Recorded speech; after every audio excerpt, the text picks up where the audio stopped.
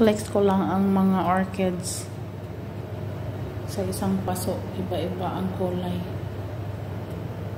Edi wow. Di ba maganda? Originated to sa mga puti tabak. Dapat ito eh. Di ba? Ito po. Akala natin sa Pilipinas lang may orchids. Hindi pati dito sa Qatar, meron din. Gift lang yan.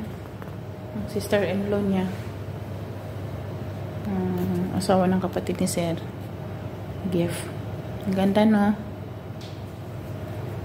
Hi mga ka-Rails. Alam mo, dito po sa Rails po, dito po kay Mami Meta, kung hindi po tayo pinapansin o nagfa-follow na po tayo, nag-view na po ng reels nila, tapos nag-like na po tayo, tapos hindi nila tayo pinapansin, hayaan nyo na lang. Alam nyo ba anong ginawa ko? Sorry po ina-unfollow ko kasi yan after 1 week kasi sila nakabenepisyo sa atin, nag-follow tayo lahat na, tapos hindi nila tayo pina-follow back. Ano kayo, sinaswerte? Joke lang. Pero alam nyo ba, nakipag-engage na po tayo sa kanila, diba? Ang gagawin na lang natin, antayin na lang natin napansinin nila tayo. Pero kung hindi man nila tayo pinapansin, ay, hayaan mo na lang.